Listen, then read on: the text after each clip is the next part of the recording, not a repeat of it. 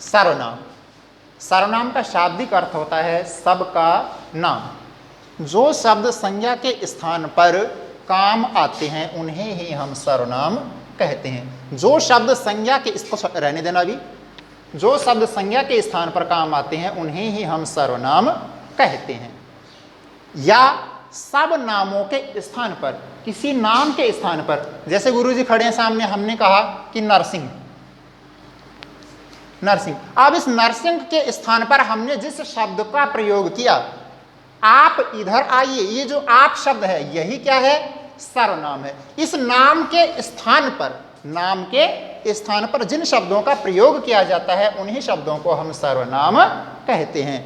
मैं कल नहीं आऊंगा, मैं कल नहीं आऊंगा। अब मैंने जो मैं शब्द का प्रयोग किया है, मैंने अपना नाम नहीं बताया, इस नाम के स्थान पर मैंने मैं शब्द का प्रयोग किया है, ये जो मैं शब्द है यही सर्वनाम कहलाता है। तो जो शब्द संज्ञा के स्थान पर या सब नामों के स्थान पर काम आते हैं उन्हीं शब्दों को हम सर्वनाम कहते हैं। जैसे मैं, आप, हम, तुम, वे, हमारा, कोई, कुछ, ये इत्यादि शब्द सर्वनाम कहलाते हैं।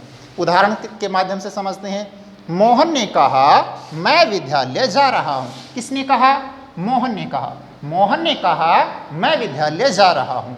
मैं, दूसरी बार मोहन ने अपने नाम के स्थान पर मैं शब्द प्रयोग में लिया है, तो ये मैं शब्द ही सर्वनाम कहलाता है। ठीक है, आगे चलते हैं। रास्ते में कोई मिल गया। अब कौन था ये हमें पता नहीं, वो परिचित था, वो अपरिचित था, कोई मित्र था, कोई शत्रु था, कोई भी था, लेकिन कोई था।